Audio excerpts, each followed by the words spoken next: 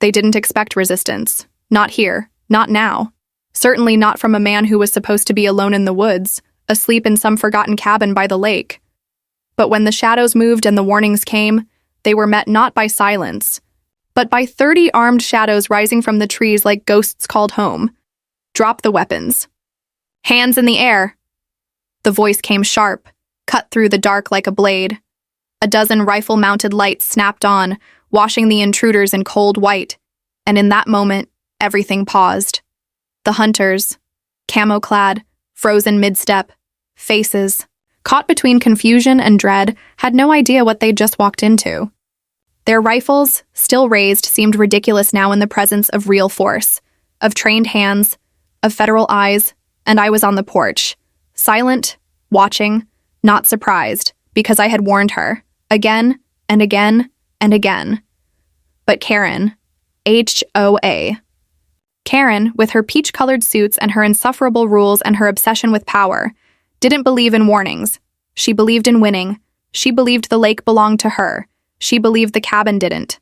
And now, 5 armed men were trespassing on private land. On my land. What they didn't know was that this wasn't just any cabin. Not tonight. Not anymore. Because surrounding them, hidden in trees and shadows, were 30 FBI trainees on a wilderness survival exercise.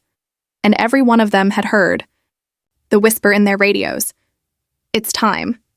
I stood still, arms folded, heart not racing. Not anymore. Just burning slow. Controlled. Contained. Because everything that led to this moment had started with something far too simple. A dream and a broken sign. My name is Luke Mason. I'm 52. I used to work in field operations with the Bureau, organized crime, drug task forces, white-collar fraud. I've seen darkness in its most polite forms. When I retired, all I wanted was peace. Stillness. A place to fix with my hands and breathe with my lungs. That place became a cabin by Golden Pine Lake, tucked between tall trees and clean water, just outside the official boundary of a neighborhood, called Lakeside Harmony. A gated slice of curated perfection ruled by an HOA president named Glenda Whitmore. You probably know her better by the name my neighbors gave her. Karen. From the first day I moved in, Karen treated me like a weed in her rose garden. My firewood stack was an eyesore. My roof tiles were too rustic. My Saturday cookouts? A public nuisance. But this was not her land. Not by any map that mattered. I showed her the deed. I offered her coffee. I smiled. I gave her every chance to walk away. But Karen wasn't after civility. She wanted control. First, it was letters. Not official notices, just demands scribbled on Lakeside Harmony stationery. No RVs parked overnight. No loud guests. No gatherings of more than 8. I laughed at the absurdity, drew smiley faces on the envelopes, sent them back. She didn't laugh. Then came the signs, HOA, no trespassing warnings hammered into trees on my side of the line. I pulled them down, returned them like trophies. Still, she didn't stop. And then one day, Diego, a sharp-eyed teen from my self-defense class, showed up at my cabin, winded and pale. There were men, he said, with guns, in the woods, near your place. One of them said something about clearing it out for the HOA. He was shaking. I told him I'd handle it, and I did.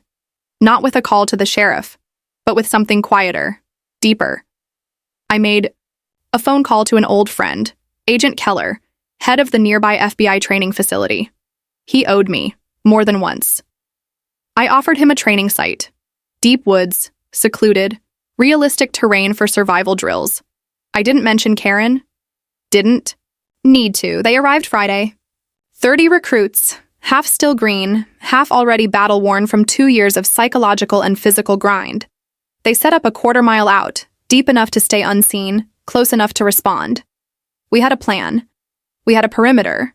And on Sunday, just past midnight, the motion sensor on my eastern trail lit up. 5 men. One with a scoped rifle slung loose across his chest. They moved quiet. Military walk, heads on a swivel, but not quiet enough. Thermal picked up every step. I didn't panic. I whispered into the radio. It's time. The woods came alive. Boots shifted, radios clicked, and then came the shout. Drop the weapons. Hands in the air, one hunter stammered. We were told this place was abandoned. Agent Keller stepped from the trees like a judge from mist, his badge clipped to his vest, his voice steel. Then you're trespassing on federal training grounds. You've got 5 seconds to tell us who sent you. Don't lie. The oldest hunter turned white. Another tried to speak. But I already knew. I knew who sent them. Karen hadn't said it out loud. Not yet. But her fingerprints were all over this. And soon, she'd be forced to answer for what she'd done. But before we get to that, before the radio crackled, before the 6th man stepped from the trees with a walkie-talkie that changed everything, let me take you back to where it really started. Because this wasn't about trespassing. Not truly. This wasn't about rules or aesthetics or neighborhood harmony. This was about ownership. This was about fear. This was about what happens when the wrong person thinks they're untouchable, and the right person stops letting them believe it. The cold wind off the lake hit harder than usual that morning, not in temperature, in memory. Because while most people would have packed up, taken the warning, and left, I stood there, watching the trembling hands of 5 armed trespassers, knowing the real enemy hadn't even stepped onto the battlefield yet. Karen hadn't shown up in person. She never did the dirty work herself. That was the pattern. Whisper behind doors, threaten through letters, use other people's hands to carry out her brand of justice. But this, sending armed men into private land, that wasn't a complaint about patio furniture. That was something else, something dangerous. And now that it had gone federal, she'd either double down or disappear. That morning, while the fog still rolled low over Golden Pine Lake, I walked down the dirt trail to town. I didn't drive. I needed the walk. I needed the air. And I needed people to see me. Because rumor travels faster than the truth, especially in a town like ours. Golden Pine isn't big. 1 grocery store, a post office that still uses ink stamps, and a diner where locals trade stories like currency. I stepped into Millie's cafe like I had every Saturday morning for 5 years. But this time, silence followed me. Millie stopped wiping the counter. Her silver braids swung gently over one shoulder. You all right, Luke? She asked, voice soft. I'm fine, I replied. But Karen's not. The cafe went still. You could have heard a salt shaker drop. She sent men, I continued. 5 of them. Armed. They came to the cabin late last night. Someone behind me coughed. Another person muttered a prayer. You call the sheriff? Millie asked, eyes wide. Didn't need to, I said. FBI was already there. I didn't give the details. Not yet. I wanted the weight of those words to sink in, and they did. You could feel it. Like the town's heart skipped a beat. Karen wasn't just pushing HOA rules anymore. She was triggering federal responses, and people were starting to see it. By the time I made it back to the cabin, 2 new notes were pinned to my front gate. One was professionally laminated in bold red font. This property is in violation of Community Safety Code 912. All dangerous activity must cease immediately. Glenda Whitmore, HOA President. The second was scribbled, unhinged, and desperate. You shouldn't have brought the FBI here. You're putting everyone in danger. This is your final warning. I read both. Carefully. Then I smiled, not from humor, from recognition. Karen was scared. She was losing control. So I did something I hadn't done in years. I walked into my tool shed, reached behind the old rack of climbing gear, and unlocked the rusted metal case labeled Mason Field File. Inside were documents I'd kept from my career, things I never expected to need again. But there, near the back, wrapped in plastic and labeled in faded ink, Lakeside Harmony Land Dispute. 1989. Karen had spent years pretending the HOA had jurisdiction over this cabin. But the truth? The deed proved otherwise. My land was clearly excluded from her district. The HOA had been faking control for decades. So I made 25 photocopies, put them in envelopes, and mailed one to every single member of the HOA board, along with one simple sentence. Ask Karen for the original deed. You've been lied to. I expected retaliation, but I didn't expect the next visitor. Just past dusk, as I sipped a lukewarm mug of cocoa on the porch, my cameras lit up again. 6 figures, no rifles. Just phones, flashlights, flash photography, and one of them was Karen. Her pastel blazer glowed under the security lights as she strutted to the edge of my shed with a small group behind her. They were whispering, taking pictures, trespassing. Again. Then, a sound. Crash. Glass shattered. A scream tore through the trees. High-pitched. Panicked. I dropped the mug. It hit the porch with a ceramic thud. I ran. Fast. Heart-pounding. Behind the shed, crouched in the dirt, was a woman. Hands bleeding, cuts on her arms, panic in her eyes. Not Karen. Rachel Davis. Rachel used to work in the town clerk's office. Sweet woman, kind eyes. Kept to herself, and now, here she was. Bloodied, shaken, caught in the middle of a war she didn't understand. Rachel? I said. What the hell are you doing here? She looked up, voice trembling. I didn't know they were going to break in. Karen told us we were just taking pictures for the next HOA meeting. I helped her up. She winced as I cleaned the cuts on her palms. She said you were building illegal structures, Rachel whispered. That you were hiding military equipment, that the cabin was dangerous. I paused. Military equipment? I said. She made it sound like you were hosting rogue paramilitary groups. I didn't laugh. I wanted to. But Rachel's face stopped. Me. She wasn't in on this. She was just another pawn in Karen's game, just like the hunters. She said it was abandoned, Rachel continued. She said we were doing a public service. That's when Agent Keller stepped into the cabin. Luke, he said, we've got company. I followed him back to the porch. 3 SUVs out stepped Sheriff Dean Callahan. And beside him, Karen, dressed like she was going to brunch in Malibu, oversized sunglasses, peach heels, her clipboard held like a weapon. I'm here, she said loudly, to report Mr. Mason for harboring illegal federal agents and threatening the security of our neighborhood. Agent Keller stepped forward. Ma'am, he said, voice steady. Those agents are part of a sanctioned federal survival program. This property is private land. Your HOA has no jurisdiction. Karen didn't flinch. That's not what my records show, she replied. I held up my phone, screen lit with the 1989 deed. I turned it toward the sheriff. Dean squinted. I've seen this before, he muttered. That property line hasn't changed since the 80s. Karen's voice rose. That map is outdated. The HOA boundaries were updated last year. Keller didn't even blink. You're saying your HOA map overrides federal land records? Karen hesitated. We were just ensuring safety. There were reports of armed drills. You mean the men your walkie-talkie ordered to clear the cabin before sunrise? I said. Her sunglasses slipped slightly, a tremble in her jaw. I didn't. You did, Rachel said, stepping beside me. Her voice was stronger now. You lied to us. You used us. The sheriff stepped forward, hand on his belt. I think it's time we took a ride to the station, Karen. She didn't resist. That was the scariest part. She didn't scream, didn't fight, because people like Karen never think it's the end. They think they'll talk their way out. But that night, as the SUVs disappeared down the mountain, I knew something Karen didn't. This wasn't over.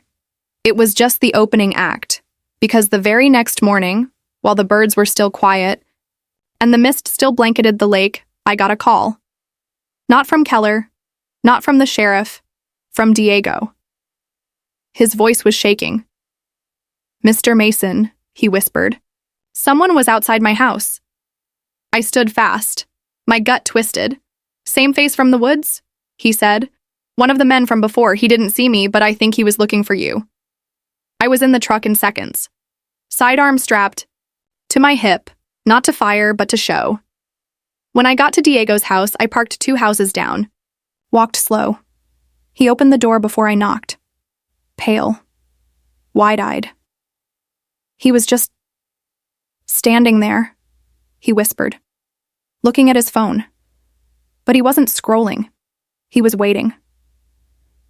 Back at the cabin, Keller reviewed the footage. He didn't look shocked. We suspected this, he said. Karen was a distraction. She's not smart enough to pull this off herself. I nodded. And the others? One of the hunters' bank accounts was traced. A deposit came through from a shell company. He turned the screen toward me. Harmony Front Holdings. I stared. Harmony, I repeated. Same as the HOA. Shell Corp's got ties to 3 different states. No known activity. But we found old permits, land development, survey requests, mineral interest applications. I swallowed hard. This isn't about my cabin, I said. Keller nodded. No, it's about the land, the lake. There's something here, and they want it. I leaned back in my chair, heart pounding slower now, but heavier, because I finally saw it clearly. This wasn't a neighborhood squabble.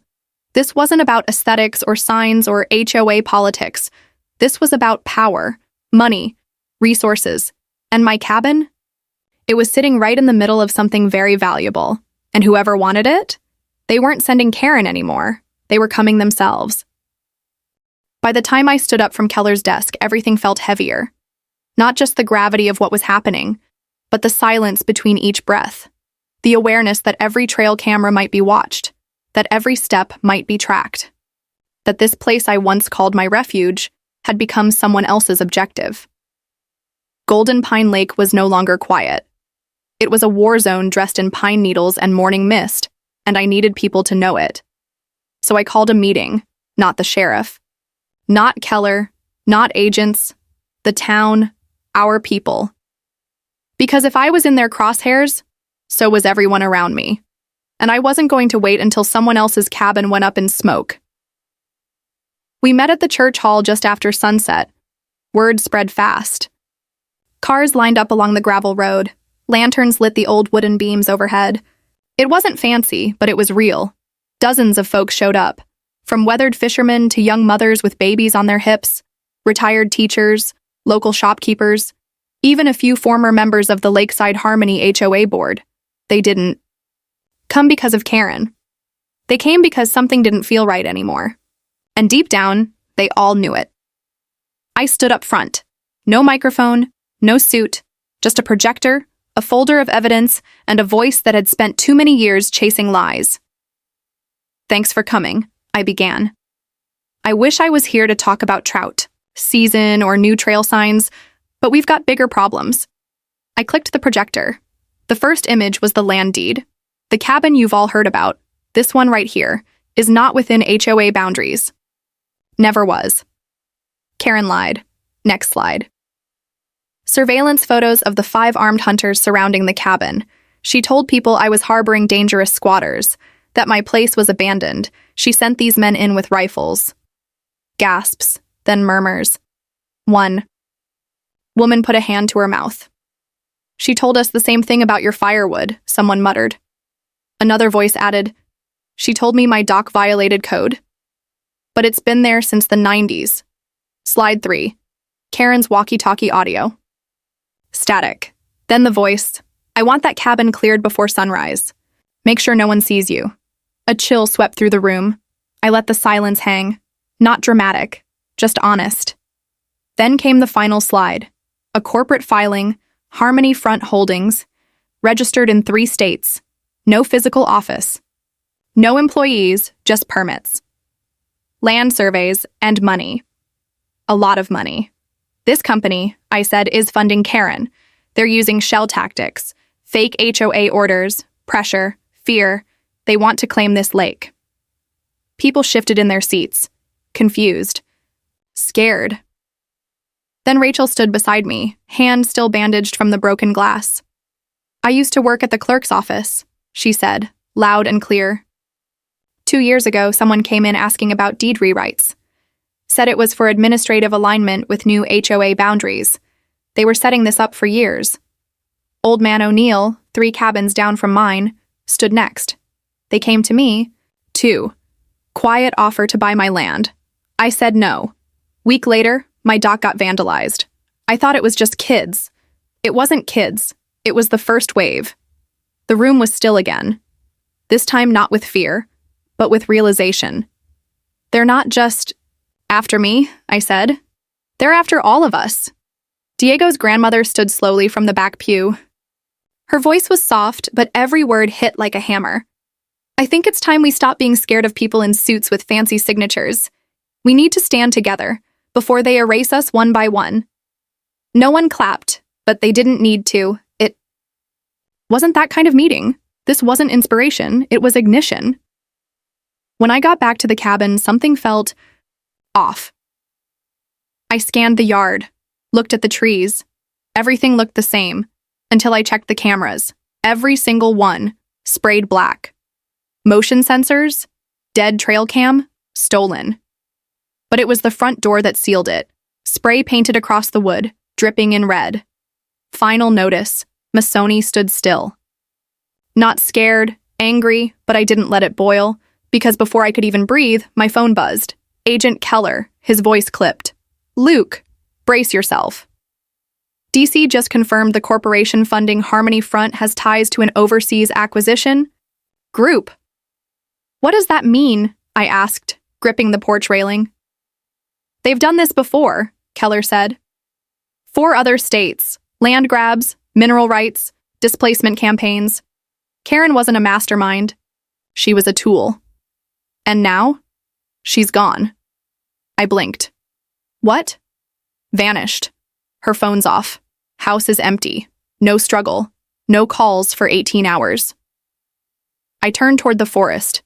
The red letters on my door dripped like blood in the porch light. So they're cleaning house, I whispered. Exactly. The next morning, the gravel crunched outside the cabin again. But it wasn't Karen. It wasn't hunters. It was a federal convoy. 6 SUVs, dark, silent. They moved like shadows between trees. And when they stopped, a woman stepped out. Sharp-eyed, tactical. No nonsense. Special Agent Monroe. I remembered her from a trafficking op years ago. Ruthless, clean, unshakable. She stepped onto the porch, looked me straight in the eyes, and said, "We're setting up a perimeter. This place is now under federal surveillance." I didn't argue, because behind her, agents unloaded drones, thermal scanners, trip sensors, mobile command gear. The peaceful cabin I built with my hands was now a federal base, but for the first time in days, I didn't feel like I was standing alone. Monroe handed me a file. Inside, satellite photos, flagged coordinates, development, plans, but it was the last page that made my stomach flip. Blueprints, a resort, a luxury casino, executive villas, a golf course, all planned for this very mountain, on top of cabins, on top of memories, on top of us. Monroe's voice was low. They've been planning this for years. Fake HOA violations, silent buyouts. Now the last holdouts. Your land, Rachel's. The O'Neills are all that's left. I closed the folder, tightly. They picked the wrong mountain. Monroe nodded once. That's why we're here. By noon, snipers were posted in the trees. Drones buzzed overhead. Trail cams reinstalled. Secure. Hidden. And I started noticing something new. People were talking. Rachel was organizing land records in the church basement. Diego was helping scan and file old surveys. Neighbors were knocking on neighbors' doors. Again. Golden Pine was waking up, but so was the enemy. That night, just past 10, I got a ping from a new drone on the North Trail. 3 men, black masks, coordinated movement. They weren't amateurs, they were professionals.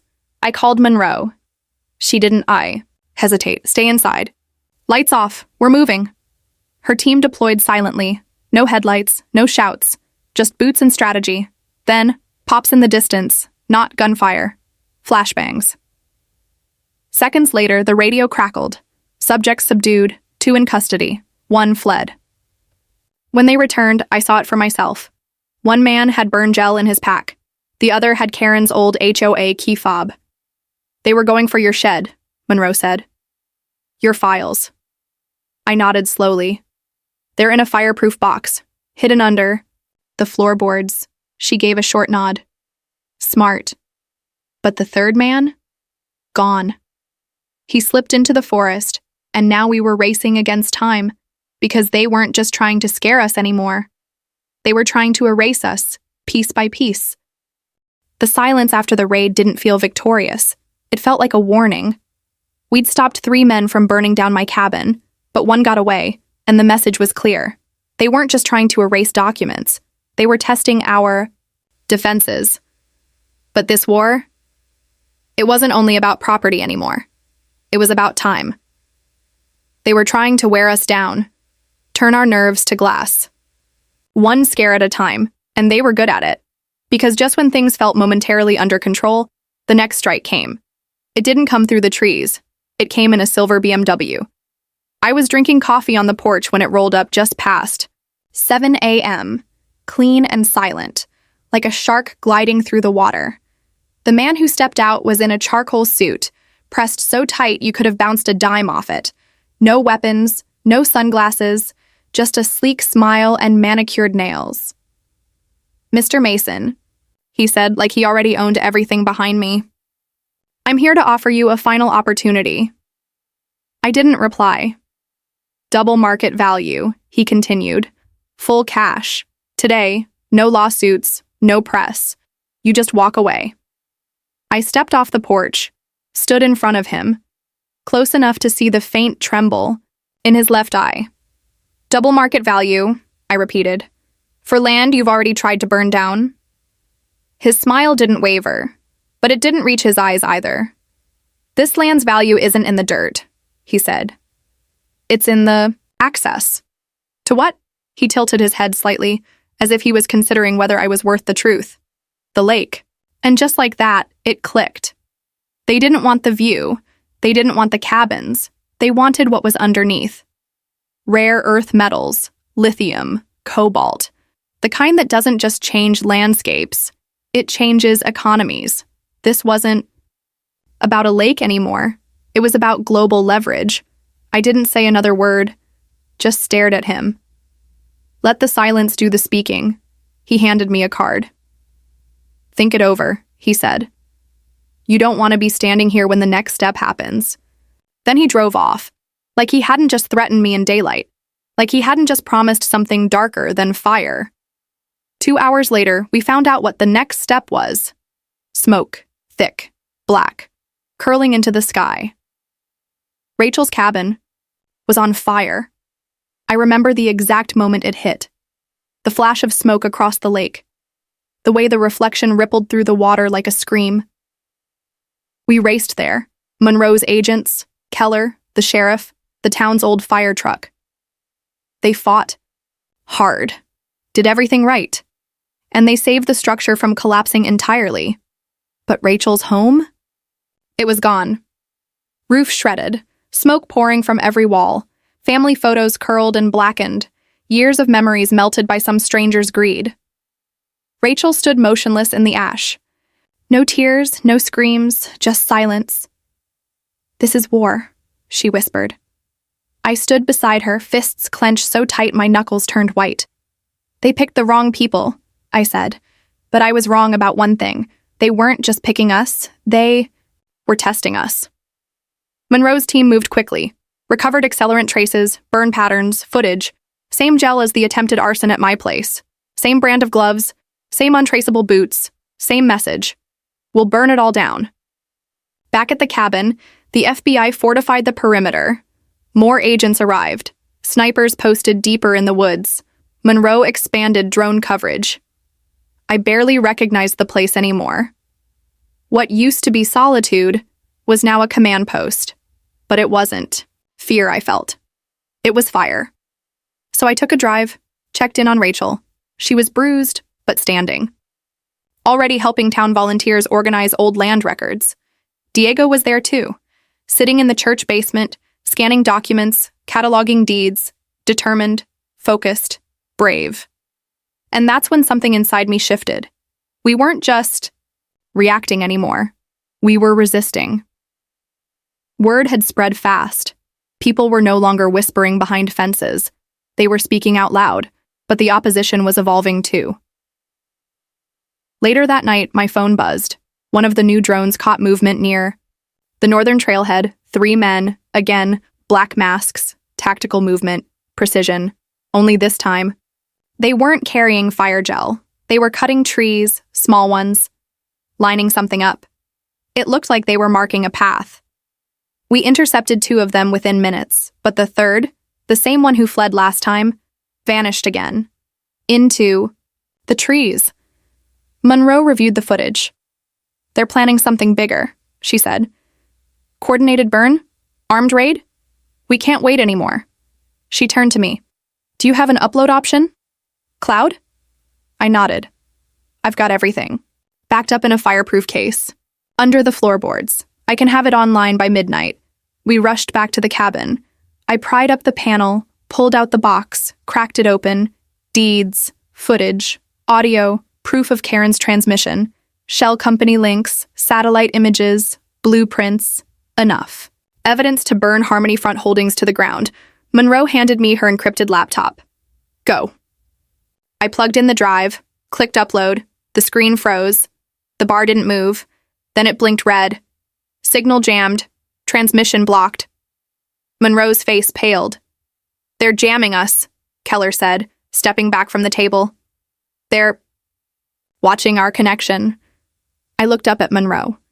"What now?" She didn't hesitate. "We go old school. We activated the backup broadcast plan, the one we'd originally scheduled for Sunday.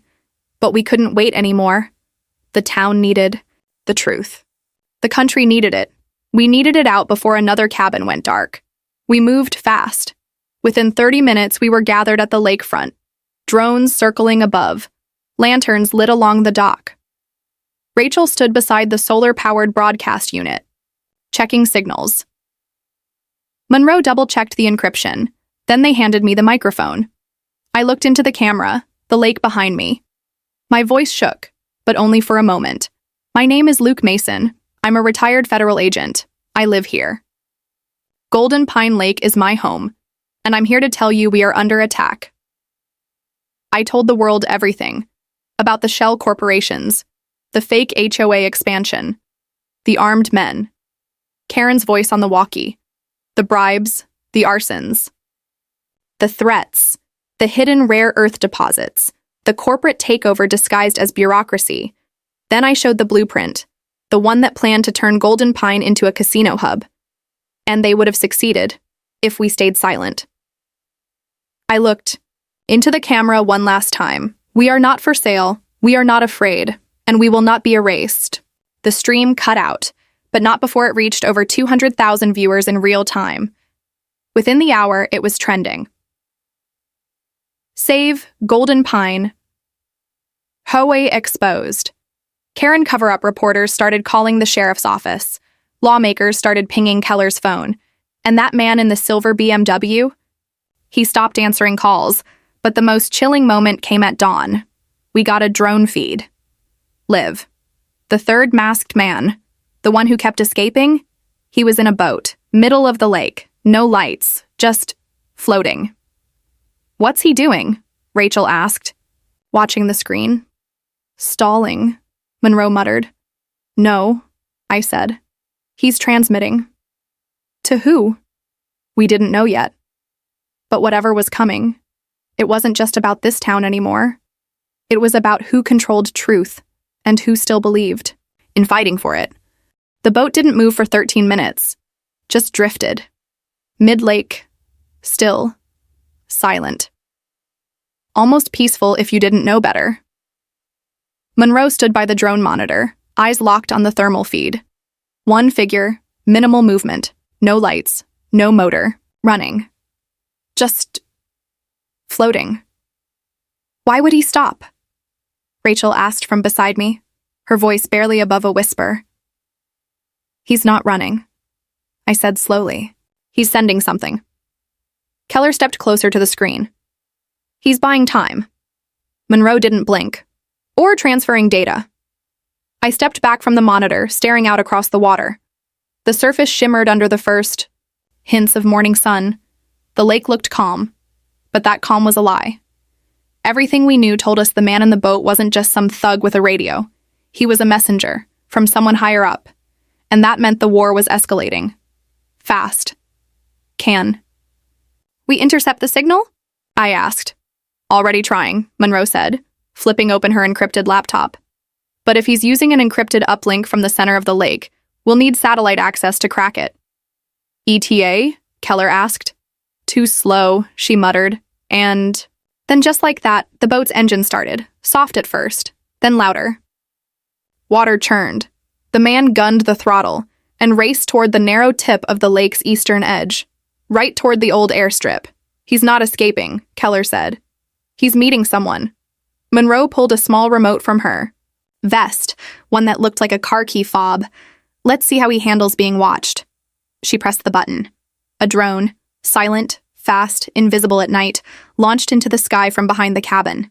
Its signal linked directly to a tablet in her hand. Within seconds, we had eyes on him from 400 feet up.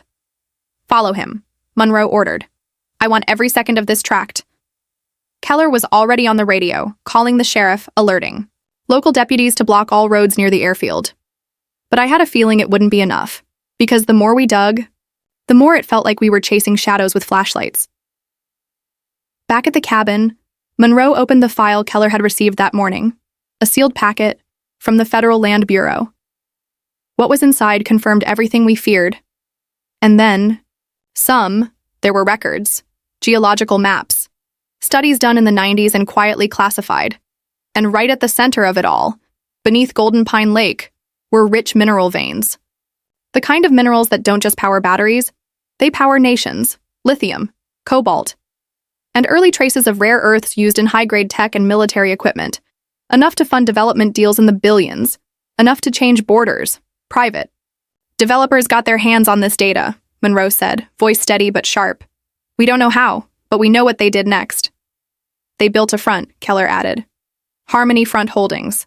They started with fake HOA expansions, then threats, then arsons. And Karen, I asked. Was a pawn, Monroe said. But she wasn't acting alone. She was just the face, I murmured. The smiling face of a hostile takeover, Keller finished. It felt like I was standing on a fault line, one that had been cracking under my boots for years, and I just never saw it until now. Everything made sense in the worst way. Karen's sudden obsession with my cabin, her unhinged rule enforcement, the letters, the hunters, the masked men. They weren't just random acts of aggression. They were phases of pressure.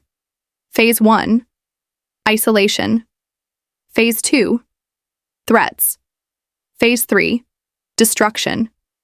And now came Phase 4, erasure. Of records, of resistance, of us. That night, Monroe made a decision, one we all knew was coming. This isn't local anymore, she said. We're calling DC directly. She stood outside the cabin, cell signal blocked, satellite feed jammed, but still unfazed. Need national jurisdiction. This is now a federal obstruction case tied to corporate espionage, land fraud, and foreign investment manipulation. Her team moved quickly, securing backups of every file we had, deed images, audio logs, shell company ownership trails, all loaded onto encrypted thumb drives. One agent drove west, another east. We created 3 redundancies, each on a separate route. If one was caught, the other 2 would survive. But that didn't stop them. Just before dawn, the last drone spotted something near the lakeside road.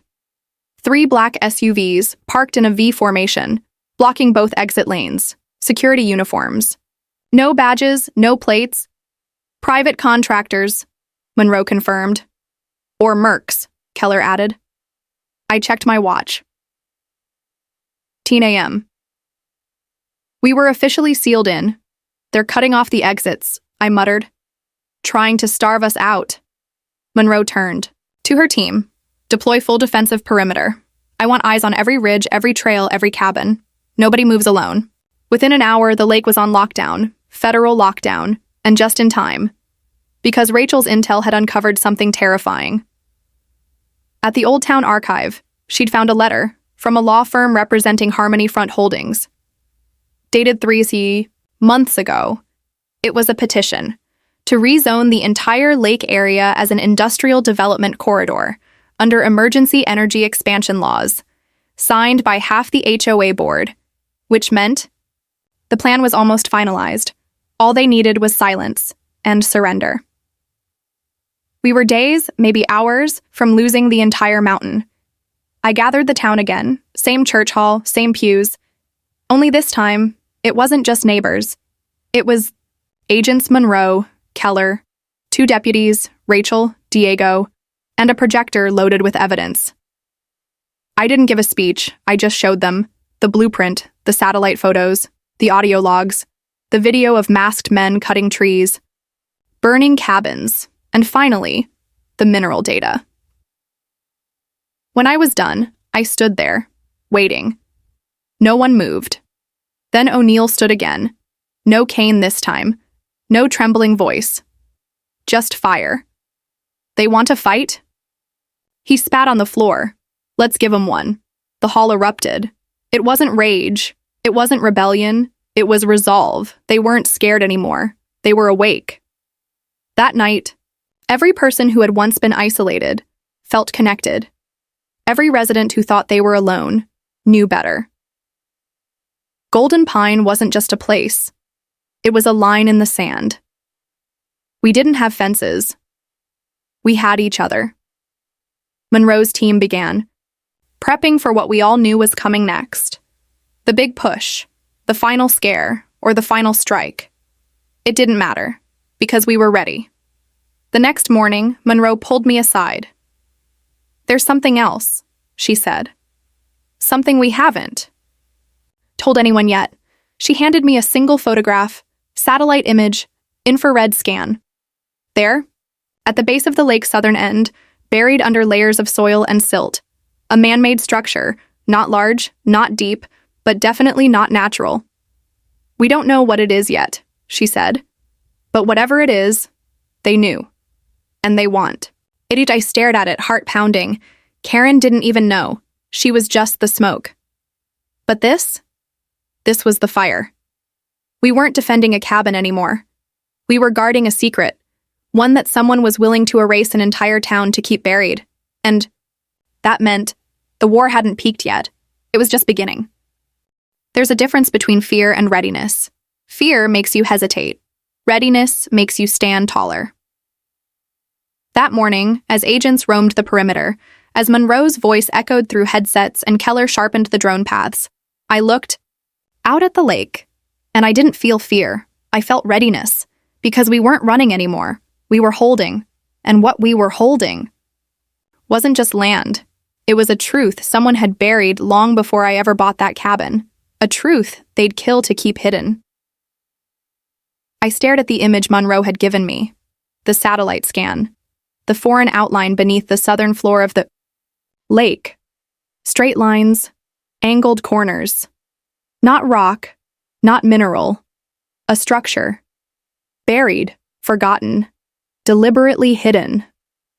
"What is it?" I asked. Monroe didn't blink. "We don't know yet, but someone does." Her voice was sharp, purposeful, and they're trying to erase everyone who's even close to it. I felt something shift in my gut. Not dread, not even anger. Purpose. That was always the weapon they didn't count on. What happens when ordinary people start standing for something? Rachel was the first to see it. We were sitting in the command shed, going over maps, trail paths, and power routing when she looked up from her notes. "Every incident," she said, "from Karen's first HOA letters to the fire, every move has been about pushing people off this lake." She flipped through old town planning maps. They didn't just want the land. They wanted it empty. Then she held up a laminated HOA resolution, dated 6 months ago. A new rule about lakefront property, safety compliance inspections. It gave Karen the power to demand visual access to any property within 2 miles of the shore. I stared. She nodded slowly. They weren't inspecting for trash cans. They were scouting, finding the weak points. That's when Diego stepped into the shed, holding a box of files he'd scanned from the church. "Mr. Mason?" he asked quietly. "You should see this." He handed me a file stamped in red. Clerk copy, 2004. It was a land transfer document, unsigned, but with a typed note stapled to the top. Not to be filed until zoning realignment is approved, per federal discretion. I looked at Monroe.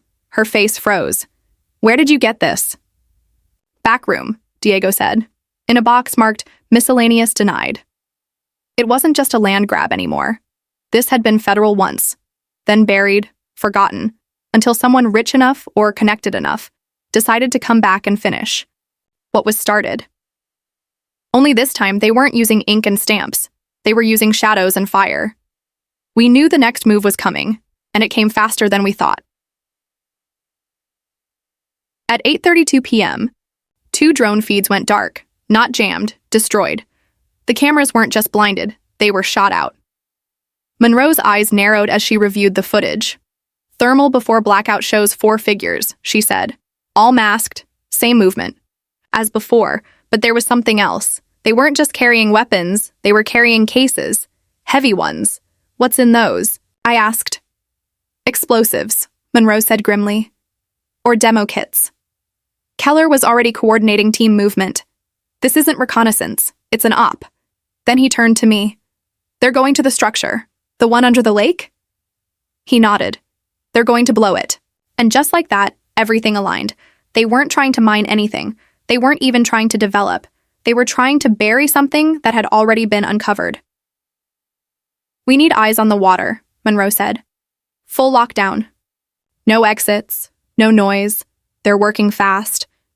We mobilized every agent, posted watchers on every trail. The townspeople, God bless them, didn't ask questions. They just handed out flashlights, hot coffee, and loaded trucks with emergency gear. And Rachel? She was already cataloging every single document left in town that tied Harmony Front Holdings to the mountain. "Even if they take us out," she said, "they won't take the truth." I stood near the shore as Monroe's team prepped boats. Night vision. Drones hovering like wasps overhead. And that's when we heard it. The low, pulsing whine of an engine. Then a crack. Then another. Gunfire. Not at us, but near the southern bend. Keller's voice crackled in the radio. "They're making their move." And then? Silence. Not peaceful silence. Weaponized silence. No birds, no wind. Just the slow churn of something moving under the water. Monroe and I stood at the edge of the dock, eyes scanning the horizon. Then, boom, a muffled underwater thud. Not a bomb. "Charge." "They're collapsing it," Monroe said. "They're destroying evidence." We didn't wait. Her team was in boats within seconds, racing toward the blast site. Keller and I stayed on shore, watching from thermal and drone feeds. And what we saw, I'll never forget. Because when Monroe's boat reached the blast zone, they saw what the attackers didn't have time to finish. Rising from the churning black water was a corner, a metal corner, with a hatch, bolted shut, corroded, but unmistakable. Man-made structure, submerged, hidden for decades, and for the first time, exposed. "It's real," Monroe whispered. "Whatever this is, it's federal." Keller's phone lit up. He turned pale. "We've got confirmation from DC. He looked at us. "That structure? It's not just old. It's classified. And then," his voice dropped, "it's military." Rachel stepped beside me. "What kind of military?" "Cold War," Keller said. "Experimental. Canceled in the 80s. Supposedly dismantled." "Dismantled where?" I asked. "Apparently, right here." They'd been trying to cover it ever since. We weren't guarding property anymore. We were guarding history. Hidden. Dangerous. And now violently sought after. Suddenly, everything made sense. Karen's mysterious updates. The silence from city officials, the shell corporations. They were trying to seal a Cold War secret beneath a luxury resort, so no one would ever find it. But now, everyone would, because the next morning, the story broke. Our broadcast, shared overnight, had gone. Viral major media networks picked it up. The footage. The drones, the attack on Rachel's cabin, the structure beneath the lake, and then, as if summoned by sunlight, the first news van showed up, followed by 3 more. By noon, Golden Pine wasn't just trending, it was national news. Lake secret. HOA cover-up. Golden Pine files and... Just like that, silence turned into spotlight. We weren't hiding anymore. We were testifying. That same afternoon, the man in the gray suit returned. No BMW this time. No offer. Just a subpoena. He was escorted by federal agents. His face was blank, but I saw it. The quiet crack of control slipping. And Karen? She was found in a luxury condo in the city, surrounded by lawyers. Her sunglasses didn't save her. She left in cuffs. No peach blazer, just a black hoodie and defeat, and all across Golden Pine. Porch lights stayed on just a little longer that night. Not out of fear, out of vigilance, because we weren't just protecting our land anymore. We were protecting something sacred. Truth. And truth, when it finally breaks through, is louder than any fire. You'd think that after the broadcast went viral, after the reporters started circling, and after Karen was dragged off in cuffs, the threats would stop. You'd think the worst was over, but people like the ones behind Harmony Front Holdings, they don't vanish. They adapt. Because the moment the truth hits daylight, those in the shadows shift their tactics. And that's exactly what happened the next morning. We woke up to barricades. Every road in and out of Golden Pine was blocked. Big. Orange construction signs. Fake government emblems. Armed security teams in dark tactical gear with no names on their badges. At first we thought it was just cleanup, fallout from the story. But it wasn't. This was deliberate. Who gave the order? I asked Monroe as we stared at the men blocking. The East Trail. No idea, she muttered. These aren't feds. They're not even local. Keller radioed in. We just checked with the state agency. They didn't authorize this. These guys are private. Hired. Contractors. Rachel's voice trembled from the back seat.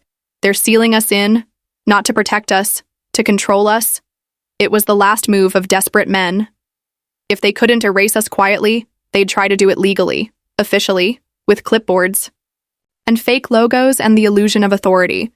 That's when I realized the most dangerous threat wasn't fire, or bullets, or corporate funding. It was silence. Legal silence, media silence, the kind that comes when people stop watching. So we did something bold. We filmed everything. From the moment the roadblocks went up, Monroe had agents documenting every fake emblem, every uniform without identification, every denied request to pass. And then we streamed it, live again, from the same lake dock, same mobile broadcast unit. But this time, the audience had grown. We weren't just trending anymore. We were spotlighted, senators, activists, former military, even international watchdogs were watching. Because now the footage wasn't just about HOA corruption or a shell company. It was about an unauthorized domestic lockdown of a U.S. town over a buried Cold War secret. And that's when something unexpected happened. Help arrived. Not in the form of federal tanks or cavalry, but in people. Lawyers, civil rights representatives, whistleblower support groups. They didn't ask permission. They showed up, one by one, walking around the roadblocks, holding up cameras, demanding answers. And suddenly the fake security guards weren't so confident. They didn't have a script for this kind of resistance. The silence they depended on was gone. But the enemy wasn't done yet, because around 3 a.m., while the town slept in rotations and Monroe's team rotated watch, one of our trail cams picked up something eerie. Movement, not human, a boat. Camouflaged, silent, sliding up against the western shoreline where the trees grow thick, and out stepped 4 men, no lights, no sound, each carrying a silver case. Monroe woke me. They're not here to talk, she said. I didn't ask who they were. We already knew. We watched on thermal as they split off into 2-man teams. One went toward the south ridge, the other straight toward my cabin. They're not after the structure, Keller said. They're after the backups. Rachel's cabin was gone. They'd failed to burn mine. But they knew there was still one weakness left. The people. The memories. The files we hadn't yet uploaded. Eyes on the eastern bunker, Monroe ordered. They're moving fast. The agents deployed like ghosts, no sirens. No gunfire, just strategy. And then, bang. One shot, then another. Flashlights flared in the trees. Voices yelling. Monroe's voice cut through the comms. Team 2, flank the west. Don't let them double back. I grabbed my radio. Are they armed? Non-lethal? Rounds, Keller replied. But the one in the lead has a detonator pack, probably thermite. I froze. That wasn't for destruction. That was for erasure. Thermite burns hotter than fire. They weren't here to intimidate. They were here to wipe the last trace of what we had.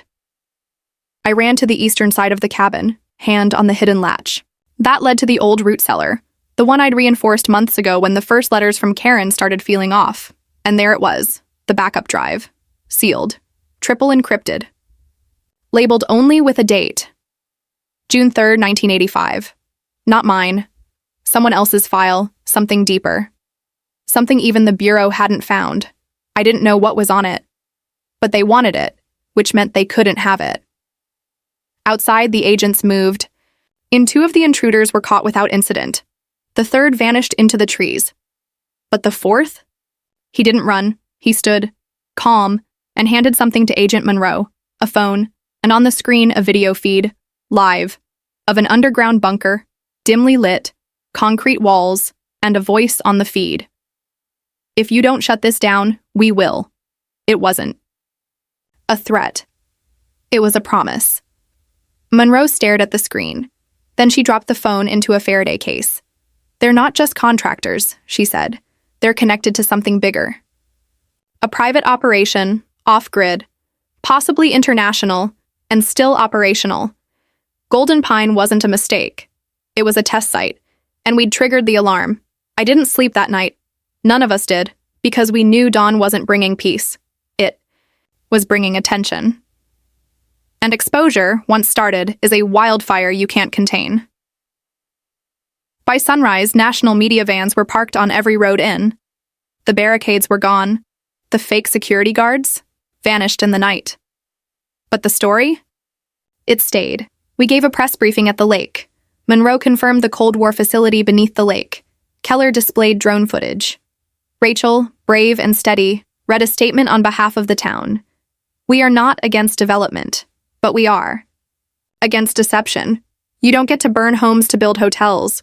You don't get to erase families to make room for secrets. The crowd clapped. Reporters asked questions, and every single one of them got answers.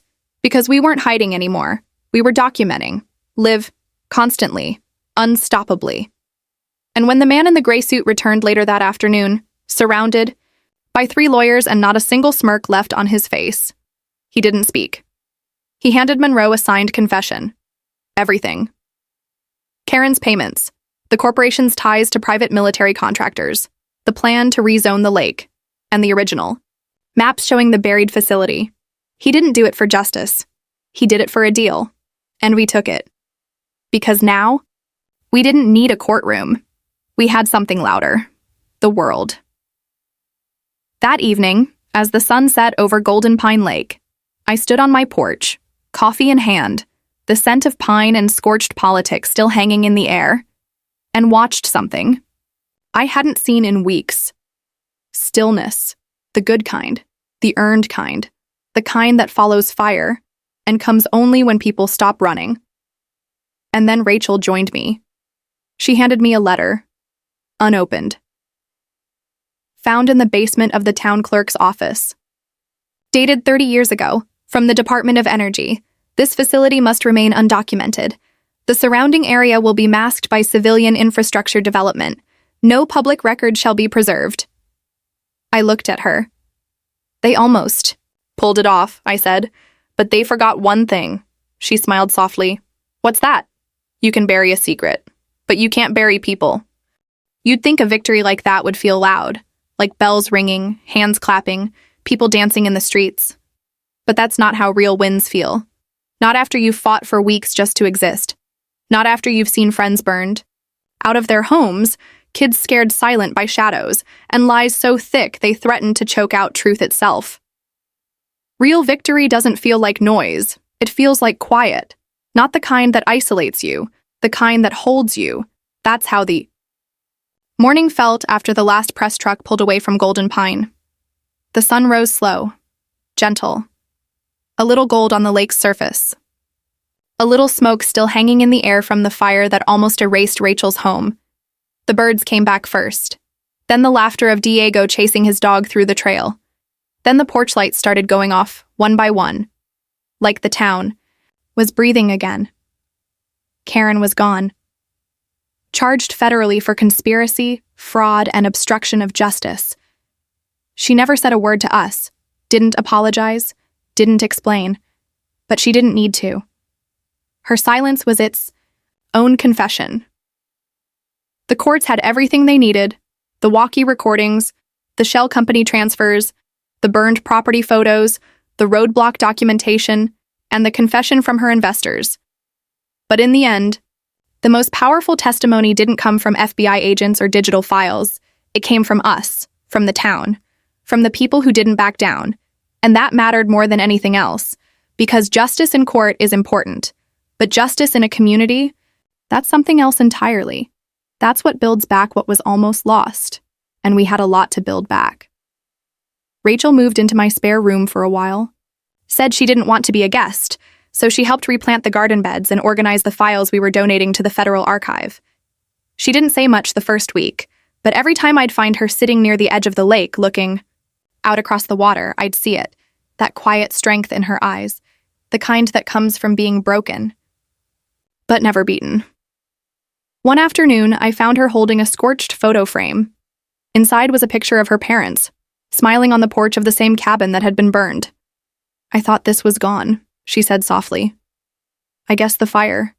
Didn't want it either, I replied. She smiled. For real this time. I'm rebuilding, she said, from the frame out. And she did. With help from nearly everyone in town. Old Man O'Neill showed up with lumber. Millie from the cafe brought cornbread and blueprints. Even Keller got his hands dirty hauling insulation. Because when a town remembers how to fight for itself, it doesn't stop at protest signs. It builds and keeps building.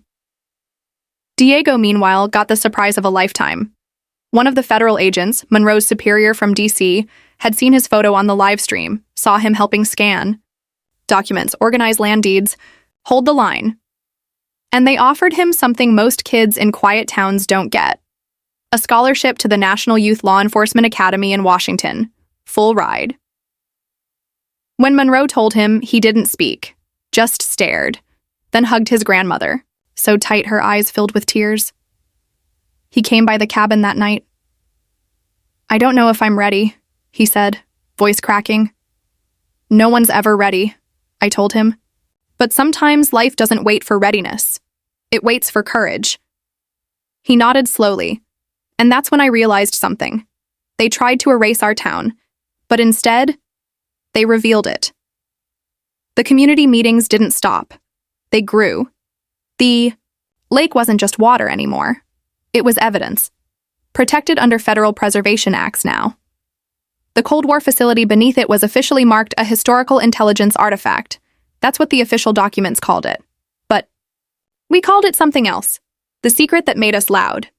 Because it wasn't the bunker that saved us. It was our voices, our refusal to sit down when told to, our refusal to sell when pressured, our refusal to disappear. Monroe stayed 2 more weeks, oversaw the last of the federal sweep they never caught. The 4th masked man, the one who dropped the phone, the one who spoke from the shadows. But they got everyone else. The shell companies were dismantled, assets frozen, every HOA-related complaint from the past 10 years, re-examined, many overturned. Karen's board, disbanded, and the land, ours, unshakably legally ours. I remember the last thing Monroe said to me before she left. She stood on my porch, sipping the bitter coffee I never stopped brewing badly, and looked out over the trees. You know, she said, in all my years doing this job, I've never seen a town fight like this. It wasn't a town, I said. It was a home. And when you come for someone's home, You better be ready for the fight of your life." She smiled. "Well, Luke, I think you just redefined what home defense looks like." We shook hands, and then she was gone. But the echoes of what we did, they stayed. You could hear them in the hammering of nails rebuilding cabins, in the boots of kids learning self-defense at the church hall where I started teaching again, in the way people stopped locking their gates and started opening them. And every so often, someone would stop me in town, a tourist, a visitor, a reporter. They'd ask, "Are you the guy from the lake?" And I'd nod. But then I'd say, "No, I'm one of them," because it was never about me. It was about all of us. The people they underestimated, the voices they thought would stay quiet, the cabins they thought would crumble, the families they thought would give up. But we didn't, and we won't. Not now, not ever, because the truth is this. Sometimes what saves a place isn't its location or its landscape. It's the people who refuse to let it be taken. It's the moms who speak up at meetings, the kids who scan documents in basements, the neighbors who bang hammers into scorched wood, the agents who say, "We'll stand with you," the towns that say, "We're not for sale," and the man on the porch, coffee in hand, still watching the trees, not for danger anymore, but for peace, earned peace, the kind that whispers, "You stood your ground, and you weren't alone." So if you're out there watching this, if you've got your own HOA Karen breathing down your neck, if someone's trying to bully you off your land with rules and lawyers and lies, I'll say this as plain as I can. Don't back down. Because the second you do, they win. But if you stand tall, you'll find others standing right beside you. And that's how you turn a cabin into a cause. That's how you turn a neighborhood into a nation. That's how you turn a whisper into a wildfire. And no amount of money, fire, or buried secrets can stop that. Not ever.